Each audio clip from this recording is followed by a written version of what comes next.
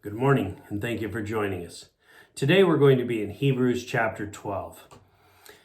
As we were wrapping up Hebrews chapter 11 last week, we were talking about the fact that there were so many people who were known for their faith, men and women who were known for their faith because they believed in God, they trusted in Him, they counted Him as faithful because of the experiences they had had before and the promises that He had made to them. They remained faithful by faith. They did all of the things that they did. They put their trust and faith in Him. In the last few verses of chapter 11, he was referring to even those who were martyred, those who had died because of their faith and belief. And in fact, it ends in the last two verses of chapter 11. It says, "These were all commended for their faith, yet none of them received what had been promised. God had planned something better for us, so that only together with us would they be made perfect." As we go into chapter 11, with this background of all of these people who had believed and put their faith and trust in God, we are surrounded by that crowd of people. In Hebrews chapter 12, I want to read the first three verses. It says, "Therefore, since we are surrounded by such a great cloud of witness, let us throw off everything that hinders and the sin that so easily entangles, and let us run with perseverance the race marked out for us. Let us fix our eyes on Jesus, the author and perfecter of our faith, who for the joy set before him endured the cross, scorning its shame, and sat down at the right hand of the throne of God. Consider him who endured such oppositions from sinful men, so that you will not grow weary and lose heart." The author wants us to remain faithful, to not grow weary, to not lose heart. So he starts off by talking about this great cloud of witnesses. Have you ever been in a race or in a challenge of some kind, and you are hearing the crowd cheering you on? Maybe it was an apple bobbing contest or maybe a race that you were running, and the crowd was cheering you on, and you just had that extra burst of energy. This last week, I was watching a video of a little boy. He was diagnosed with cerebral palsy when he was young. But now at 11 years old, at his grade school, he is competing against all of the other children in his class to run a race, one lap around the track. And as they all lined up, he looked fairly normal with the rest of the crowd. But as they took off, you noticed right off that he was unable to run like they were. He instead was, with great effort, being able to take each step. And he ran after them. By the time he got halfway around the track, the other kids had already finished the race. But he continued to go on. And the coach, the PE teacher, ran over to him and was encouraging him, telling him, keep going. And he would encouraging him and running alongside him and helping him. Pretty soon, a few others of his classmates joined him, and they were cheering him on. By the time he had gotten 3/4 away around the track, the whole crowd, men, women, children, classmates, had all gathered around him and were all cheering him on as he ran the last quarter of a way around that track. And the encouragement that you could see built him up and it strengthened him, and he was able to finish that race. That was really exciting and encouraging to see that. That's the idea that the author is talking about. It says, "Therefore, since we are surrounded by such a great cloud of witnesses." As those people gathered around that little boy, they've had struggles. They've had hard times. Every one of them had. Why? Everybody has struggles. We all have problems. But as we overcome those problems, it gives us the ability to encourage somebody else. I've been there. I've done that. I know how you're feeling. Or at least I've been in the position of feeling this way. Let me encourage you. Let me help you. Let me bring you up. And so they encouraged him and they brought him along. This great cloud of witnesses that we have surrounding us are believers. people who put their faith and trust in God. From the old, back as far as Adam, and as most recent as today.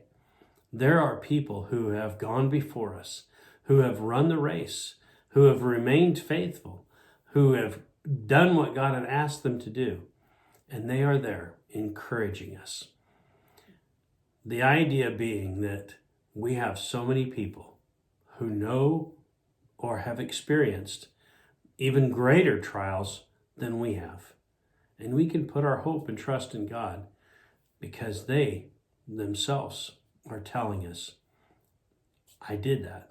I've been there. It's worth the race. So he goes on in chapter 12, the second part of verse 1. Let us throw off everything that hinders and the sin that so easily entangles us. So when you're running a race, you want to be as light and free as possible, not encumbered by heavy clothing, not hindered by weights. When you're training, a lot of runners, a lot of athletes will put weights around their wrists, around their ankles, oftentimes in backpacks, and they will carry extra weight with them as they train to build the muscle, to get stronger. But when it comes time for the race, they don't. They take all of that off. Anything that would hinder them, loose clothing, something that might trip them, they remove any extra weight. They get down as lean as possible so that nothing would hinder them from running this race. And it also says that, and the sin that so easily entangles us. Get rid of that too. Sin entangles us because things draw us in, trap us.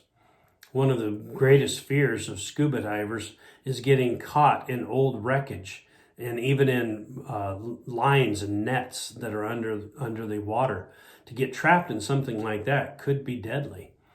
The idea of sin being like that, something that would trap us, that would entangle us, that would keep us from being able to do what we've set out to do. Sin is just like that. It wraps around us. It gets a hold of us. It won't let go. Sin can easily pull us down.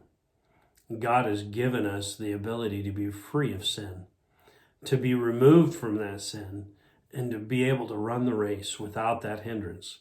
But it requires us being willing to do what God has asked us to do, to allow Jesus Christ to pay that price for our sins, to free ourselves from it, and not get entangled in it again. And he goes on. It says, and let us run with perseverance the race marked out for us. In cross country, they have a long track that you run on. It's not really a track. It's actually just a course that you run. Oftentimes through residential areas or through paths or even sometimes through woods or over mountains. And they line out this course for you to run, sometimes 3 miles long. And you run these races cross country. That's the reason they call it that. And as you're running cross country, you follow the lines that were laid out or the route that was lined out for you. But if you miss one of those, if you don't turn at the right place, you could be lost. And you definitely will not be finishing the race in a timely manner if you get off course. So the idea of staying on course, keeping the course ahead of you that's been laid out for you. You don't just go off and make your own course. You don't just decide to go all over the place. No, you follow the course that was laid out for you.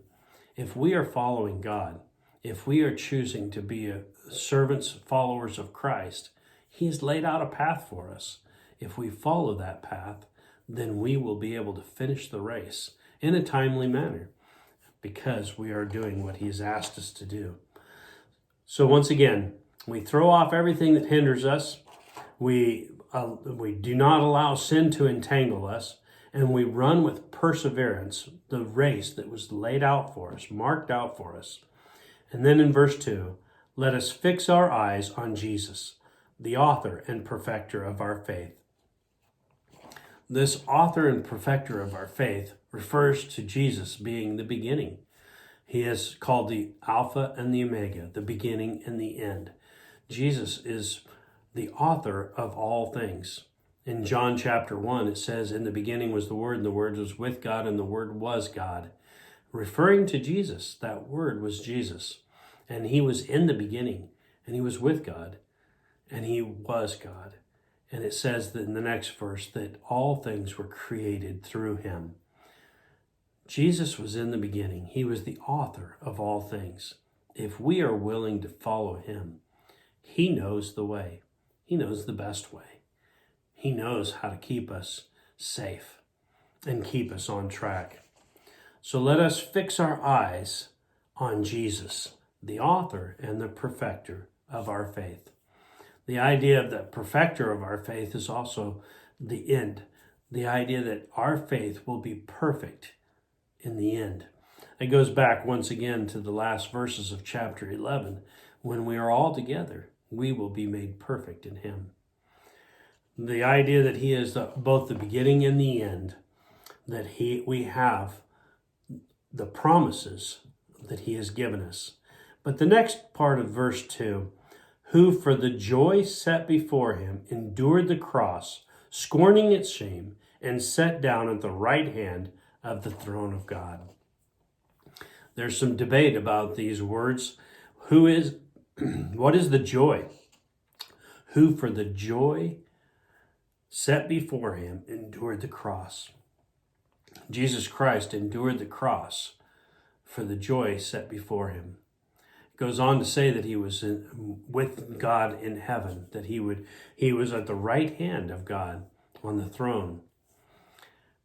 If that was his only goal, though, if that was the end goal that he had started out with, then why leave in the first place? Because he was already on the throne of God. There has to be more to this. There's something bigger than him sitting on the throne of God, or he could have just stayed there. I believe the answer is found in John chapter 15. In John chapter 15, starting with verse 9, he says, "As the Father has loved me, so I have loved you. Now remain in my love. If you obey my commands, you will remain in my love, just as I have obeyed my Father's commands and remain in his love. I have told you this so that my joy may be in you, and that your joy may be complete." The completeness of his joy is us being with him. Again, in chapter 17 and verse 13, Jesus is praying to the Father, and he says, "I am coming to you now, but I say these things while I am still in the world, so that they may have the full measure of my joy within him." Jesus gave them the purpose. He gave us the purpose of his living, of his coming, of his dying, of his enduring everything that he did. It was so that we could be with him in heaven. Yes, being at the right hand of God on the throne is part of that, but without us, it would not be complete. Without those who have gone before us, it would not be complete. But with the believers, with all of God's believers together with him at the end, then it's made complete. Once again, if you read in Hebrews chapter 11, in the last two verses, "These were all commended for their faith, yet none of them received what had been promised. God had planned something better for us, so that only together with us would they be made perfect." The idea, Hebrews chapter 11 and 12, points out that he wants us there. He wants a relationship with us. His desire is that all men should come to know him. His desire is that all men would come to be with him in eternity. But the choice is up to us. Are we willing? Are we ready? Are we desiring to be with him? Do we have our focus on him? Are we willing to persevere the struggles, the trials? Are we willing to throw off the sin that so easily entangles us? Are we willing to throw off anything that would hinder us and run the race? Keep faith and follow him. In verse 3, he finishes by saying, "Consider him who endured such opposition from sinful men, so that you will not grow weary and lose heart." Sometimes it's hard to do something, but when we see that someone else has accomplished it, it gives us hope. It gives us encouragement. A few years back, my son was wanting to run a race, and this race was not your normal race. It was actually one of obstacle courses and trials. You had to go underneath ropes that were in mud. You had to climb over tall walls. You had to swing from bars. You had to do a lot of different things that were somewhat scary at times, somewhat hard, definitely dirty and messy. But he was able to go through the race largely because friends of his said, "Come with us. We've done it before. You can do it. We'll help you." And they went with him and they helped him along the course. They encouraged him, but they also gave him hope because they had done it before. They had gone before it and they knew it was possible. So they encouraged him through that. There are many people who have gone before us, who have finished the race well and have kept their faith. We can too, but the choice is up to us. Are you willing today to remain faithful, to seek God in all things, to not be drugged down by the things of this world, be entangled by sin, lose sight of our goal? Are you willing to keep your focus on Jesus Christ, even in the tough times? Are you listening to the voices of those who are calling and shouting, "You can do it. You can finish the race"? They're wanting to encourage us because they know how hard it is at times. But we are surrounded by a great cloud of witnesses, ones who have gone before us, that want to see us finish the race strong. So keep in mind that if you want to be a strong believer in God, keep your focus on Jesus Christ. Don't let anything of this world hinder us. There are so many things that can entangle us, keep us from being effective. But if we continue and persevere through the hard times, we have a greater reward than anything of this world. And Jesus Christ himself was able to endure the things that was before him, even the cross, death on that cross, and all that brought about.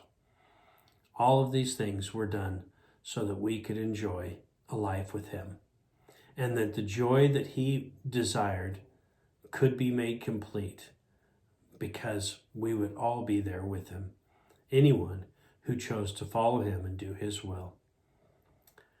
The verse that I read from John chapter 15 talked about keeping faith and staying with him and in love, following him, that we would be in his love. God's desire is for us to walk with him and to do his will. I hope this week you will consider these things and keep your focus on him. Don't let other things entangle you or drag you down, but to remain faithful and true, even in trials, even in tribulations. I hope you have a wonderful week. May God bless you all. Thank you for joining us.